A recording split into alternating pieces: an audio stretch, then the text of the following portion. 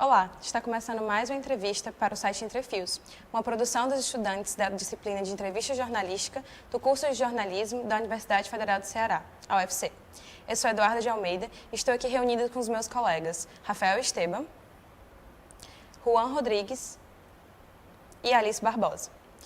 Hoje, 21 de novembro de 2023, temos a honra de receber a gestora cultural e assistente social especializada em saúde mental, Elisa Guinter. Elisa, que é idealizadora do bloco carnavalesco Doida Tu, foi diretora do Vila das Artes, do Teatro José de Alencar e do Instituto Dragão do Mar. Elisa, desde já a gente agradece a sua presença, tá certo? Seja muito bem-vinda. Eu que agradeço o convite. Elisa, você é assistente social, mas também atua como gestora cultural. O que inspirou você a seguir por esse ramo? Bom, eu nem saberia dizer exatamente o que me inspirou a seguir por esse ramo. Eu sempre amei as artes, acho que fui a mãe das artes a vida inteira. E também fui muito apaixonada por pessoas, por movimentos sociais. E isso provavelmente me motivou a seguir o serviço social, né? A buscar o serviço social. Aliás, o meu interesse inicial era jornalismo, comunicação. Só que a época estava no auge da ditadura militar e eu fui muito desestimulada, principalmente pelo meu pai. Acho que por temer, eu já era sempre mais à esquerda, né?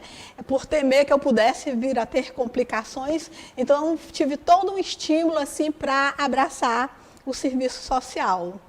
E exatamente esse curso que eu fui iniciar. Que descobri depois que era o curso mais, digamos assim, mais adequado pelo movimento que eu me apaixonei em seguida, que foi a gestão cultural. Como à época não existia no Ceará nem uma escola, nem um curso de gestão cultural, o meu aprendizado no serviço social me ajudou muito. E como foi que eu cheguei à gestão cultural tendo feito o serviço social, né? A minha primeira experiência no serviço social, como estagiária ainda, foi no Mucuripe com um grupo de pescadores.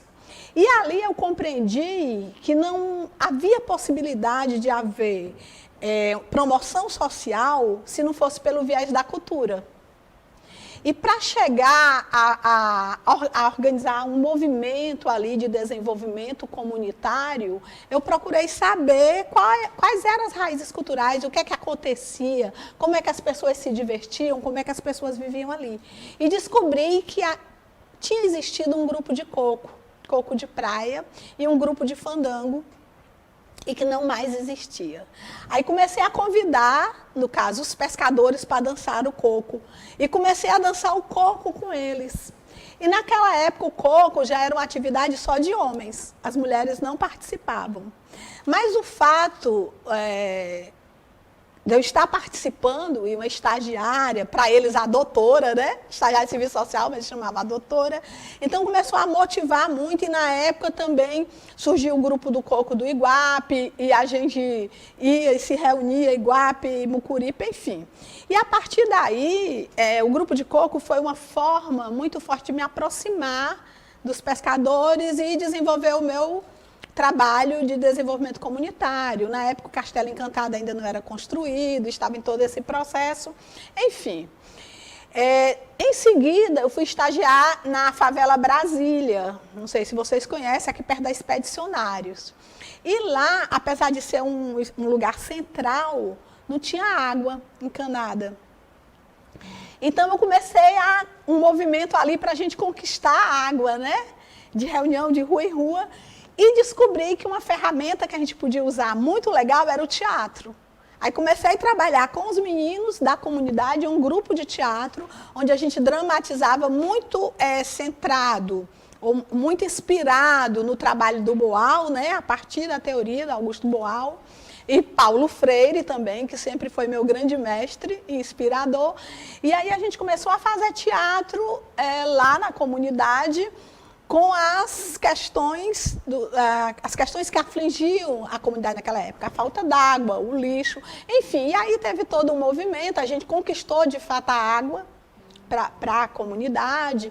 Depois fizemos o trabalho de saneamento básico a partir de mutirões da própria comunidade. Isso seria uma história longuíssima a se contar, mas foi outra experiência aí que foi fortalecendo a minha crença de que a cultura e o desenvolvimento social ou a educação que fosse tinham que andar juntas. Mas como a senhora descobriu nesse contexto que o teatro podia ser algo que levasse à conquista da água, no caso, né? Eu descobri que eu precisava de elementos que motivassem, que as pessoas se reencantassem. E vi que os adolescentes e os jovens daquela comunidade ou estavam na criminalidade ou estavam apáticos. Vi no teatro uma forma de reunir e de potencializar a força que existia ali na comunidade. E acontecia coisa interessante, porque na época eu também já era fotógrafa. Desde os 16 anos, eu já tinha experiência com fotografia, já tinha trabalhado com fotografia. Então, foi outro recurso que eu também comecei a usar na comunidade. Tem uma coisa interessante que tinha uma montanha de lixo lá, na frente. Então, nas nossas reuniões de comunidade, eu tentava chamar a atenção para aquele lixo, mas era tão do cotidiano das pessoas que elas não estavam nem aí. E aí, eu fui fazer uns slides pedagógicos, tentando explicar o que era a vida em comunidade. Aí, viver em comunidade é ocupar o mesma área física, não sei o que, e fui botando uma série de coisas. Compartilhar os mesmos problemas e pá, o slide lá do lixo. Aquele lixo que não incomodava no cotidiano, quando eles viram na fotografia, gerou um incômodo total. E a partir daí resolveram se mobilizar para tirar o lixo, né? Então, eu fui, no decorrer da minha vida, em alguns momentos muito intuitivamente, em outros momentos estudando, procurando, pesquisando, juntando, né, a experiência, a teoria, a ação, eu fui fazendo essas descobertas de que a arte ela estaria ali sempre presente como uma forma de potencializar desejos, né, de criar vontades e de transformar mudanças. Então, em seguida, eu fiz uma incursão pelo campo das artes plásticas e também do vídeo. E comecei um movimento para reorganizar a Associação de Artistas Plásticos do Ceará. E a partir desse movimento, terminou que eu fui chamada para a Secretaria de Cultura do Estado, para a coordenação de ação cultural. Inicialmente eu fui chamada, não inicialmente para a coordenação, mas para trabalhar num projeto de implantação de centros de ativação cultural pelo interior do estado. E depois para essa coordenação. E a partir daí eu me envolvi muito fortemente com a gestão da cultura, porque além de ser o meu trabalho, passou também a ser o meu espaço de militância. Parece maluco, né, e meio contraditório. Como é que você vai militar dentro do poder público, da gestão pública? Mas passou a ser quase que uma missão de vida, pensar políticas públicas, ajudar, apoiar na criação dessas políticas. Na maioria das vezes, completamente invisível, mas você ali fazendo aquele trabalho de formiguinha mesmo. E eu brinco muito, que eu digo, eu sempre fui chamada para a gestão pública, onde não tinha dinheiro, ou não tinha tempo, ou estava tudo quebrado. Então, foi acontecendo assim. E eu fui ocupando vários espaços dentro do poder público, da política pública. Digamos que desde 86, acho mais ou menos 86, até 2016, ou foi 2017, eu ocupei vários lugares, né? Coordenação de ação cultural, umas 3 vezes na gestão do Barros Pinho, Violeta Reis, depois volto com Cláudio Leitão. Instituto Dragão do Mar, eu fui convidada para implantar os primeiros cursos de gestão cultural do estado do Ceará. O meu amigo Oswaldo Barroso diz que eu fui a primeira gestora cultural do Ceará, porque dizendo ele que eu fui a primeira pessoa a me preocupar em sistematizar esse saber, né? Então, criei os primeiros cursos, formei as primeiras pessoas para dar os primeiros cursos, enfim, do Instituto, porque às vezes a gente faz uma confusão entre o Instituto e o Centro Dragão do Mar, e são duas coisas diferentes. O Instituto marcou uma época muito interessante no Ceará, com formação na área da arte, da cultura e da gestão cultural, né? Com as escolas colégio de direção, colégio de audiovisual, os cursos de gestão cultural também. Depois, eu fui a primeira diretora de ação cultural do Centro Dragão do Mar, então responsável por pensar todo o modelo de programação, de funcionamento, né, e que foi muito interessante. Para mim, naquela época, virou um grande desafio, porque todo mundo dizia que o dragão ia ser um elefante branco. E a gente conseguiu realmente que o dragão funcionasse. A população não acreditava que o Dragão do Mar viesse a funcionar, a ser visitado, a ser ocupado pelas pessoas, né? Por conta que era uma área ali um pouco degradada, que infelizmente está voltando a ser, mas o Dragão viveu momentos de grande efervescência. E no Dragão do Mar, com muito trabalho, eu tive a possibilidade de fazer várias experiências, com toda a dificuldade e limitação que o poder público impõe, mas a gente vai criando e inventando, e tive a possibilidade de vivenciar muitas experiências, né? Tipo, tentar programar para as férias uma orquestra X, e as pessoas dizem, mas as pessoas não virão, porque o pobre não gosta de uma orquestra sinfônica. E aí você viu o empresário e o operário ali assistindo à orquestra, né? E assim, e compreendendo e fazendo a população compreender que, como diz o Gilberto Gil, o pobre, ele sabe do que ele gosta, mas tem coisas que ele não sabe que gosta, né? Mas gosta, não teve foi a oportunidade de ter acesso. Então, num desafio de fazer com que as pessoas tivessem acesso às maiores experiências, todas as possibilidades possíveis de criação e expressão e de fruição artística. A senhora hoje é conselheira da Fundação Educacional Silvestre Gomes, que foi uma instituição formada em 1999 pelos moradores do bairro fortalezense Rodolfo Teófilo, que produz ações educacionais, esportivas, sociais e culturais. E eu queria saber o que motivou a senhora a iniciar esse projeto. Olha, é muito interessante, assim, porque o que me motivou? Na verdade, Silvestre Gomes é o nome do meu avô, né? E a fundação, ela foi criada realmente por moradores do bairro. Nós somos moradores do bairro Rodolfo Teófilo. O meu pai e irmãos, eu não fiz parte desse processo de criação da fundação. Até porque, a essa época, eu estava muito envolvida na gestão cultural, na gestão pública de cultura. Mas, em 2007, quando eu entreguei a gestão do Teatro José de Alencar, eu tinha sido diretora, né, nos 3 últimos anos, eu assumi, de uma certa maneira, assumi a fundação. Até aquele momento, a fundação ela tinha um caráter muito assistencialista, né? Ela tinha muito esse intuito de apoiar as famílias. O meu pai e meus irmãos e amigos, moradores do bairro, pensando assim, uma forma da gente dar um retorno para esse bairro. Todos tinham nascido ali, todos nós fomos estudantes de escola pública do bairro. Então, como uma forma de trabalhar com aquela população mais pobre daquele bairro. Então, era cesta básica, cadeira de roda, atendimento médico, essas questões. Como eu volto para a fundação, e a fundação nunca teve nenhum grande financiamento, até porque as pessoas que a criaram não são pessoas ricas, né? Eu consegui um salão com o meu irmão e comecei a dar oficinas de teatro. E a partir daí, a fundação foi tomando muito o rumo da cultura, né? Eu fui muito imprimindo essa marca. Nesse mesmo período, eu dava uma consultoria para a Prefeitura de Fortaleza. Formando, tanto eu deveria criar um projeto, consolidar um projeto para inserir artistas nos CAPs de Fortaleza. E nossa grande luta era dizer assim, não são arte-terapeutas, nós não estamos querendo arte-terapeutas nos CAPs, nós estamos querendo artistas nos CAPs.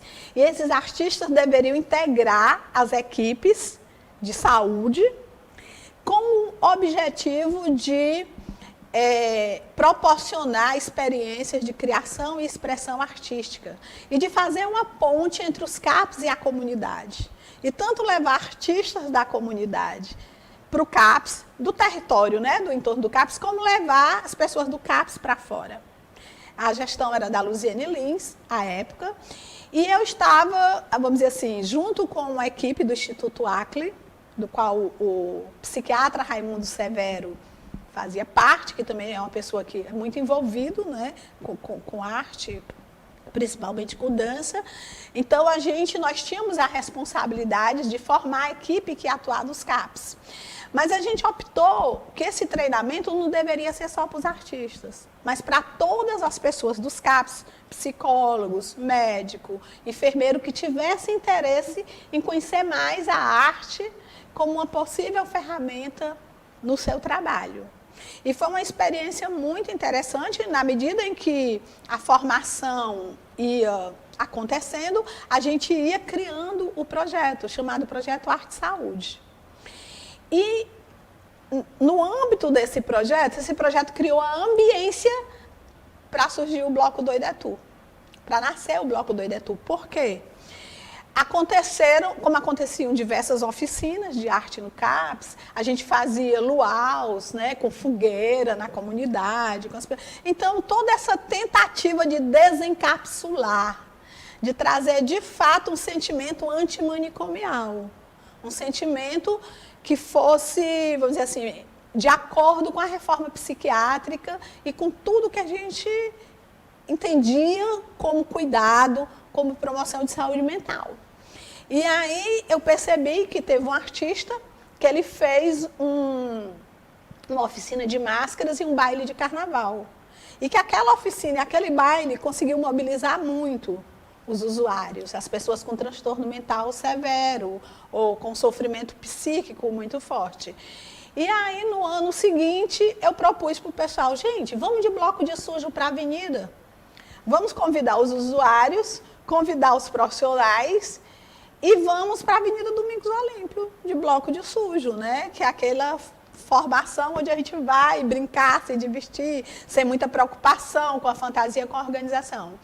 E coincidiu que a gente conseguiu a permissão para sair antes dos blocos, sair mais cedo, mas não conseguimos o carro de som da prefeitura, né? Não era possível. Mas a gente conseguiu um trio elétrico maravilhoso, enorme. E aí fomos. E foi uma experiência muito legal, a gente saiu na avenida e ainda fizemos um entorno ali, as pessoas saindo para a calçada e tal. E aí assim fomos 3 anos para a avenida de bloco de sujo. E aí eu cheguei para o pessoal do carnaval, das agremiações carnavalescas, que disse, nós queremos entrar como bloco oficial. Ah, mas não pode. Como assim não pode? É dito que 2 anos, você tem que desfilar 2 anos para poder concorrer a edital, poder entrar, e nós já temos mais de 2 anos. Então, a gente pode sim. Ah, Elisa, mas você entenda, o seu público são pessoas com transtorno mental. Sim, e aí? Não, porque se você for sorteada para sair tarde da noite, você não vai poder sair. Eu digo, é fato. Aí eu me ofereço para abrir o carnaval e vocês vão adorar, porque até agora vocês adoraram a gente abrir. Então não existe esse problema. E o fato é que o Doido é Tu passou a existir a partir dessa primeira experiência como bloco de sujo. E em 2011, eu acredito, 2010, a gente entrou como bloco oficial, concorrendo na avenida. A senhora já participou de projetos cujos públicos vão desde crianças e adolescentes, como é o caso do Projeto Edisca, mas também outros como o Programa de Atendimento Básico a Pessoas Idosas, o PAB. Verdade. E considerando essas diferenças etárias, né, como foi a idealização da metodologia utilizada durante esses processos? Assim, me encanta trabalhar com pessoas e me encanta muito mais ainda misturar pessoas, né?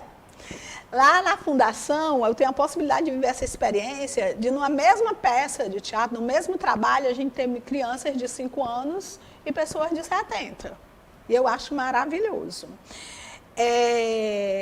para cada público, naturalmente, que você tem que estar atenta às especificidades também, né? De pensar o que é que vai ser interesse. Mas eu penso assim, que eu sou uma grande mediadora, entendeu? De relações. Então, a gente sempre vai encontrando a forma, né? E, por exemplo, na época que eu dei consultoria para a prefeitura, para pensar o PAB e tal, esse programa Pessoas Idosas, o período foi curto, mas qualquer experiência desse tipo que eu pensar, eu vou pensar em misturar, sabe? Vamos pensar ações para os idosos onde eles tenham interação com crianças, com jovens, com adolescentes. Que eu acho que o nosso maior mal hoje é que a gente vive uma sociedade de fragmentação, de divisão entre as pessoas, né? E só a diversidade, só convivendo com a diversidade é que você vai exercitar a tolerância, que você vai exercitar a empatia, que você vai exercitar a aceitação do outro. Então, eu gosto muito de pensar experiências que sejam laboratórios, onde as pessoas se desafiem até a conviver com o diferente, com as diferenças. Que eu acho que é aí onde a gente vai construindo nossa humanidade. Quais as dificuldades da gestão do bloco Doido é Tu ela encontra durante o ano, principalmente no período carnavalesco, né, que vocês levam mais de 700 brincantes para a avenida? Tipo, quais as maiores dificuldades? As dificuldades eu chamaria de desafios, e são muitos. O primeiro deles é não contar com um recurso para ação o ano inteiro, né? A gente conta com editais. Na verdade, as ações da Fundação hoje, elas sobrevivem de editais. A gente não tem um convênio que assegure a ação o ano inteiro. O Bloco Doido é Tu, ele tem investimentos, ele tem custos que os outros blocos não têm. Primeiro, pela quantidade de pessoas. Segundo, pelo o tipo de público que a gente leva. Então, o Doido é Tu, ele tem que contratar 6 ônibus, para cada regional tem que mandar um ônibus, né? Que a maioria dos outros blocos não precisa contratar ônibus nenhum. Além desses, a gente tem que contratar um ônibus acessível, porque a gente leva uma ala de cadeirantes. Porque aí está a questão dos compromissos que a gente vai assumindo com as pessoas. A gente teve um ano que levou um enredo, que a gente fazia uma homenagem ao Cláudio Pereira, que era um articulador, um animador cultural da cidade e que era um cadeirante. Aí recorremos a um grupo de cadeirantes porque tinha a ver com o nosso enredo. E a partir daquele ano, todos os anos eles querem sair novamente. E a gente também não poderia deixar de dizer, não, vocês não entram porque vai ter um custo a mais. Então, a gente resolve arcar também com esse custo. Então, o financeiro é o que mais pesa. Mas aí a gente vai encontrando alternativas. O bloco a gente utiliza muito de reciclagem, da fantasia de um ano para o ano seguinte, utilizando material reciclado, mão de obra das próprias pessoas dos CAPs. Aliás, mão de obra só não. Todo o processo criativo, né? E de fazer manufatura mesmo das fantasias, dos adereços. Então, a gente vai encontrando forma. Outros editais de arte, né, que às vezes a gente consegue entrar aí também, aí possibilita a circulação do nosso grupo musical, do bloco. A própria Paixão de Cristo, que aí a gente já entra no edital do ciclo da Paixão e já começa a trabalhar um pouco antes. Então, a gente vai encontrando alternativas, mas esses desafios, o maior fator da gente vencer esses desafios é o amor que as pessoas têm pelo bloco. Os usuários dos CAPs, que hoje eles são os principais protagonistas. O cantor oficial, como ele se diz, é um usuário do CAPS, a rainha de bateria, a coordenadora, a pessoa que faz a coordenação de figurino, o alegorista era um usuário do CAPS que nos deixou esse ano, infelizmente. E assim, a nossa bateria foi sempre um grande desafio, porque as pessoas, pelo fato de tomar medicação, às vezes não tem aquela coordenação motora fina necessária. Então, a gente, foi um processo muito complicado, assim.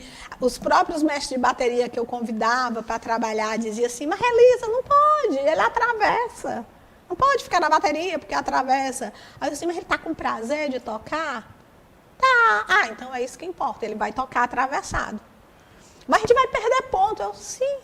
Mas a gente vai ganhar em inclusão. Então, assim, essa máxima, assim, nossa, do coletivo que faz o Doido é Tu, né? Como um todo, de que, em primeiro lugar, a inclusão é o ponto fundamental. Você gosta de cantar, você vai cantar. Ah, mas ela desafina. Não, mas ela gosta de cantar, então ela vai.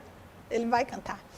E a mesma coisa da bateria. E nós conseguimos, mesmo assim, nós somos o único bloco de Fortaleza pentacampeão. Com 5 campeonatos, né? Sem arredar um pé, assim, da inclusão.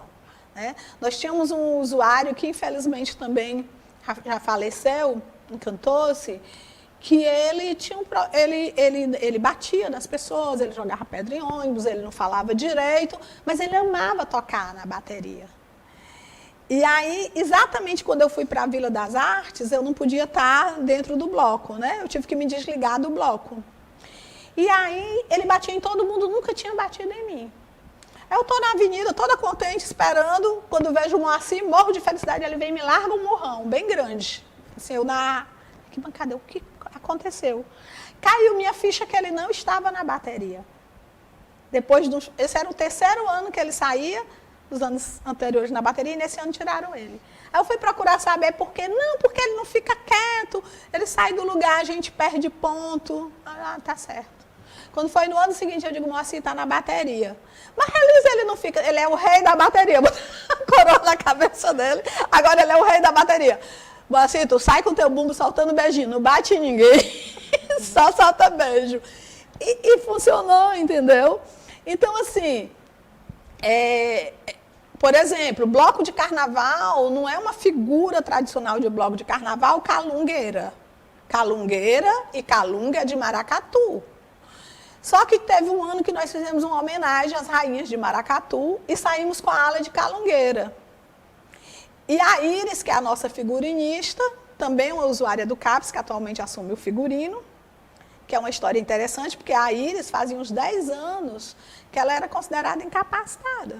Vivia ou com depressão, no fundo de uma rede, ou perambulando. E se encontrou de uma forma no bloco que hoje ela tem uma vida super ativa e fazendo as fantasias do bloco e tudo mais. Mas, nesse episódio, ela saiu de calungueira numa ala com mais 30 calungueiras. Só que a partir daquele ano ela disse, agora eu sou calungueira. Eu só saio com minha calunga. E desde esse ano que o Doido é Tu tem uma calungueira. E uma calunga. Então, todo ano ela adequa a fantasia dela e da calunga dela para a temática. Elisa, ao longo dessa trajetória na condição de gestora cultural, qual a senhora considera ter sido o maior desafio? Assim? A gente sabe que os cargos públicos, né, gestões públicas, é muito comum ser ocupado por homens. Aqui na UFC mesmo, a gente tem a reitoria que não teve nenhuma reitora mulher. Quais os principais desafios assim, que a senhora tem enfrentado na sua carreira? Eu acho que eu sou um caso assim pouco explicado na gestão pública, porque eu nunca cheguei em nenhum dos cargos que eu ocupei por apadrinhamento político. Primeiro ponto, os cargos comissionados normalmente têm um apadrinhamento, né, de um político. Nunca tive. Pelo contrário, em alguns momentos eu estive em gestão que eu era contrária, que eu declaradamente não tinha votado. Mas, em contrapartida, eu sempre fui chamada para trabalhar muito, para dar o sangue e o suor, né? Eu digo, eu nunca fui chamada para um lugar que tivesse tranquilo. Eu fui chamada para a Vila das Artes, ela estava ocupada, né? Eu fui chamada para o Teatro José de Alencar, ele estava fechado e com os artistas sem acesso nenhum ao teatro. Ele estava fechado. Mais uma vez vou citar o Oswaldo, que sempre foi meu amigo, disse assim, Elisa, não vai não, o teatro vai cair na tua mão. E não só nós somos recorde de público todos os anos que eu estive no teatro, como a gente deixou o teatro bem inteirinho, bem bonitinho, reformadinho. Então, assim, sempre foi desafiante. O próprio Dragão do Mar, eu viajei, era produtora, tinha uma produtora, viajei para ir negociar a festa do teatro, o projeto no MINC. Meu nome não era cotado para direção nenhuma. E quando eu cheguei, eu estava diretora estavam me convidando para ser diretora do teatro. Porque, conforme eu soube, tinha uma divisão aí entre as pessoas que estavam colocando os cargos. E, para resolver essa questão, chamaram um conselho de notórios, na época, para decidir um nome, e esse conselho sugeriu o meu nome. Então, assim, nunca foi fácil, em nenhum dos lugares que eu assumi. O Dragão, eu fui lá para dentro do Dragão com o Dragão em Obras. Eu digo que o secretário Nilton Almeida, muito sabiamente, me botou lá para ser mestre de obras, porque eu levei meu computador, uma mesa para fazer a produção para um equipamento que tinha um prazo de 6 meses para ser inaugurado, e quando eu conversava com as pessoas, diziam assim, não, em menos de um ano isso aqui não sai. Então, eu estava ali no dia a dia, cobrando, as pessoas virei mestre de obra mesmo. Até chegar para o secretário, eu digo, não, totalmente a gente não vai inaugurar. Ah, mas tem que... Então, vamos fazer o seguinte, vamos inaugurar experimentalmente uma parte e o planetário, que não vai estar pronto, e os outros equipamentos ficam para depois. E assim aconteceu, né? E sempre foi a custo de muito esforço pessoal, né? Prejuízos, muitas vezes, porque quando eu fui para o Dragão, eu estava dando consultoria, eu era consultora da Edisca, eu era consultora do Pomar Usaid, eu era consultora do Unicef, e tive que deixar tudo isso e me dedicar ao Dragão, e ainda mais, correndo o risco de perder a única coisa que eu tinha segura e que tenho até hoje, que era o meu emprego no Estado, porque eu tive que tirar licença para interesse particular, porque não podia trabalhar na OS quem fosse funcionária pública. Perdi aí 4 anos de aposentadoria, promoção, tudo que você pode imaginar. Mas eu abracei aquela causa, assim, de uma forma, como eu digo que era militância mesmo, eu acho que eu era meio louca. Às vezes eu fico pensando que acho que eu era meio maluca, ainda sou, porque eu corri todos os riscos, e para ganhar, eu acho que não era nem a metade do que eu estava ganhando lá no Dragão. Trabalhando de domingo a domingo, feito uma maluca. Elisa, você já falou em outros momentos que a arte cura, salva. Eu queria perguntar de onde a senhora acha que vem esse poder da cultura, da arte em si, em relação ao tratamento de usuários do Centro de Atenção Psicossocial, o CAPS. Em que momento que a senhora enxergou esse potencial da arte em relação ao tratamento? Desde criança que eu fui apaixonada por arte e pela cultura. Sempre achei que era mágico, né? E eu penso que esse sentimento é de que é necessária a vida. A arte é necessária à vida. Todos nós temos necessidade da arte. Inclusive, se a gente for pensar, a arte já foi inserida ao viver. Se a gente for pensar, até mais próximos de nós, os nossos avós, bisavós, vocês veriam ou verão que a arte era muito inserida à vida deles. Assim, quando eles estavam lá fazendo a novena, quando eles estavam lá fazendo as festas de santo, que faziam as bandeirinhas, que faziam as comidas, que faziam as danças, não havia essa dissociação entre vida e arte, viver e produzir arte. A cada dia, né, com a modernidade, a arte foi se dissociando do viver. Então, assim, a arte, o que é arte? Não, é arte só o que está nas galerias, o que está nos museus, o que está no teatro. A cultura tradicional aqui, que eu estou dançando no meu terreiro, que eu estou fazendo a minha paixão de Cristo, isso aí não é arte, não.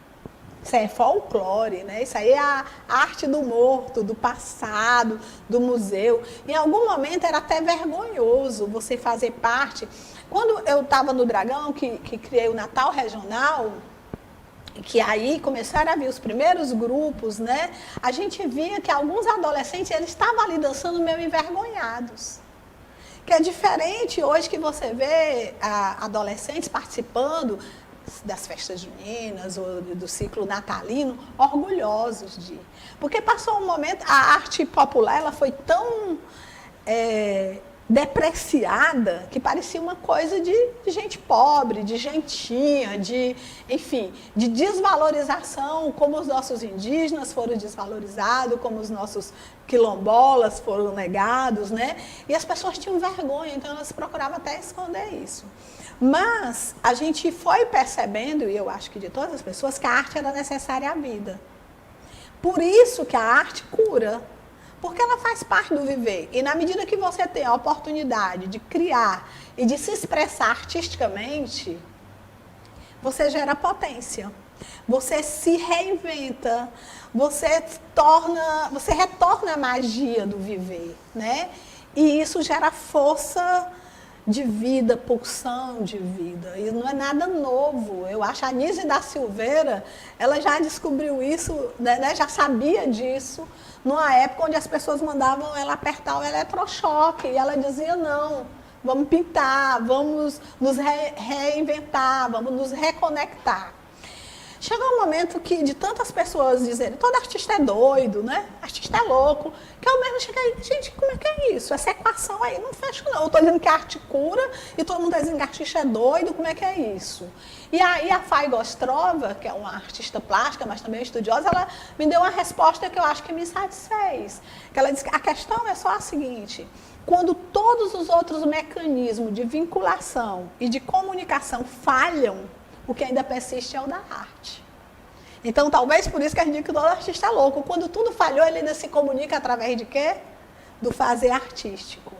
Daí que eu acredito muito na potência da arte. Mas a arte nessa visão muito mais ampliada. Da cultura nessa visão muito mais ampliada. Da convivência, da experiência junto, do coletivo. É por aí, eu acho. Elisa, desde 2016, o Grupo Gesto realiza um espetáculo teatral chamado Amarga Ceia Porque Mataram Jesus. O espetáculo ele agradou tanto ao público como à crítica especializada. E eu queria perguntar como se deu a idealização desse espetáculo. Bom, esse espetáculo ele surge novamente no âmbito da experiência da Fundação Silvestre Gomes, a partir de umas oficinas do Teatro do Oprimido que aconteceram no CAPS, e é sempre essa ida e volta dos CAPS para a Fundação, da Fundação para os CAPS, né? Aconteceram as oficinas nos CAPS, e depois dessas oficinas a gente sentiu necessidade de dar alguma continuidade. Então, convidamos os usuários para a gente criar o Grupo Gesto, que no início seria exatamente numa tentativa de fazer mais experimentação em teatro do oprimido. Apesar de que hoje eu acho que a gente tem uma característica muito forte de teatro de rua, mas não sei se a gente é tão fiel ao teatro do oprimido. E aí pensamos na Paixão de Cristo e começamos a vivenciar no laboratório mesmo de teatro, onde a gente começa com o Círculo dos Oprimidos, onde a gente começava, as próprias pessoas criavam os seus textos, a gente ia ali elaborando, mas vinha da experiência de cada um, né, o texto deles. E depois tem um roteirozinho com metalinguagem, onde um grupo de moradores de rua, eles apresentam a Paixão de Cristo. E na trama, um dos atores da Paixão de Cristo, um menino, ele se envolve tanto com aquela história que ele começa a delirar, ele é um usuário de um CAPS, ele começa a delirar com as coisas do Cristo mesmo, dizendo, um dia vocês todos vão ter carro, vão ter posto de saúde, vão ter... E foi muito engraçado, porque na época, no primeiro ano, quem fez o menino foi o Davi, que é colega de vocês, e o Davi dizia aquilo que era desejo para ele. Vocês vão ter Coca-Cola, vão ter pizza, vão ter... Então, aí era a fala dele, né, do menino, mas a gente ia ali burilando, porque o personagem era um menino de rua, né, não era aquele menino, Davi, que estava fazendo a peça, tinha o personagem. Então a gente fazia um pouco essa costura entre o desejo do ator e o personagem, né? E aí esse menino começa a falar essas coisas, esse sonho de todo mundo, que é ter casa, é ter carro, é ter comida, é ter médico no SUS, é ter... Enfim, e um morador de rua começa a se irritar com aquela história. E para de ladainha, cara, tu tá ficando doido, tu é doido, não sei o quê. Aí o menino diz, eu te perdoo em nome de Jesus. Hoje mesmo tu vai estar comigo no paraíso. Começa a repetir nos delírios dele a história de Jesus. E o morador de rua vai e mata o menino. E a Amarga Ceia é exatamente essa. Já aconteceu a crucificação de Cristo, que é a parte teatral, que seria esses moradores de rua apresentando, né? Já aconteceu a Paixão de Cristo e tal, mas a verdadeira paixão, o porquê mataram Jesus, é a morte desse menino que tinha o nome de Jesus também. Então, na peça tem toda a história, a mãe do Jesus procurando ele no meio, dizendo que ele não está bem da cabeça e tal. E é isso. Elisa, você disse que estando à frente desses equipamentos culturais, muitos desafios foram encontrados. Mas quais os caminhos e estratégias que você percebe que possam ser tomados para que os jovens cearenses possam ter uma experiência maior com o meio artístico, seja de ensino, de aprendizagem ou mesmo de consumo? Olha, eu penso assim, que da época, em 86, onde eu iniciei até hoje, a gente já caminhou muito. Né? Eu falo de um tempo onde não existia nenhuma política pública para a cultura esboçada. Né? Onde era o tempo ainda do compadrio, do pires na mão, do por favor, de que ficava a critério do humor do gestor, conceder ou não conceder. Por mais que a gente possa fazer crítica hoje aos editais, e eu também faço, acho que não pode ser a única política, mas já foi um avanço muito grande, porque hoje você tem estabelecido quais são as ofertas de recurso e a forma de acessar a eles. Ah, é acessível a todo mundo? Não. Por isso que eu estou dizendo que não pode ser a única política pública, né? Mas, se a gente for ver, a gente já avançou muito. E aí a gente deve isso a vários gestores no decorrer dessa trajetória. Mas eu gosto muito de citar a Cláudia Leitão, que eu posso citar a Violeta Reis, que trabalhei na gestão dela, que chegou com a visão nova assim, de cultura mais ampla. O Paulo Linhares também, que vem com o Instituto Dragão do Mar, né? Mas a Cláudia Leitão, ela teve uma preocupação muito grande com a regulamentação, né? De criar leis que transformam a política de governo numa política de Estado. E eu dei uma contribuição grande na elaboração do plano de cultura dela, na sistematização, e acho que foi um marco ali muito forte. A gente pensa nas políticas públicas regulamentadas em lei. Né? Não mais uma política, porque o que é que acontecia? O que é que eu vi um pouco nessa minha trajetória? A descontinuidade. Você iniciava uma ação, como nós iniciamos lá em 86, a criação dos centros de ativação cultural, núcleos no interior e na periferia, e que aí o governo seguinte diz, não é isso. E não leva à frente. Né? A gente começava algumas ações que você via evoluir nessa trajetória, eu tive momentos de ficar muito mal mesmo e dizer, não, eu não faço parte dessa gestão e ficar fora. Né? Porque você via algo evoluir e depois dizia, não é mais esse o caminho agora é outro. Então, à medida que nós fomos tendo as conferências, criando o sistema estadual de cultura, criando os mecanismos legais, a gente foi criando a possibilidade de vocês, jovens, participarem. Vai ter, inclusive, a Conferência Estadual de Cultura, né? Acho que, se eu não me engano, já aconteceu a municipal. Que vocês participem. Então, tem os conselhos de cultura, tem os fóruns setoriais de cultura. E, infelizmente, nós ainda não participamos efetivamente como deveríamos, né? Como cidadãos. Então, tem os mecanismos legais hoje para a gente atuar, para a gente acompanhar as políticas públicas, né? Para a gente regulamentar isso, forma de que a sociedade participe melhor e participe de fato. E a gente já tem muitas políticas públicas consolidadas. A política dos mestres, por exemplo, dos tesouros vivos, que foi realmente criada na gestão da Cláudia Leitão, que era um sonho antigo de muitas pessoas aqui, mas que a Cláudia teve a ousadia, a coragem realmente de regulamentar, e algo que pode parecer insignificante, mas faz uma diferença enorme, que é o reconhecimento em lei de que aquele mestre é um tesouro vivo, que ele é importante para a nossa cultura e ele recebeu um salário mínimo até o fim da vida dele. Pode parecer pouco, mas tinha muitos mestres que passavam fome. Então, isso já é o mínimo de garantia de uma sobrevivência, uma subsistência. Mas mais do que isso, garante o reconhecimento da sua comunidade. E muitos jovens passam a se inspirar no exemplo daquele mestre que antes era só um maluco da comunidade que ficava dançando aquela dança esquisita ou fazendo aquela coisa nada a ver. Entendeu? Chegamos ao fim de mais uma entrevista para o site Entrefios, uma produção dos estudantes da disciplina de entrevista jornalística do curso de jornalismo da UFC. Elisa, muito obrigada pela sua presença e por dividir conosco um pouco da sua trajetória, dos seus projetos pessoais e profissionais. Eu agradeço a vocês a oportunidade, ao curso de jornalismo, a cada um de vocês e desejo assim, que vocês sejam pessoas muito atuantes no cenário cultural, que levem as questões culturais para a pauta dessa necessidade realmente de políticas públicas cada vez mais consolidadas, que deem à população de fato acesso aos meios de criação, produção e fruição cultural, artística e cultural. Encerramos por aqui e até mais.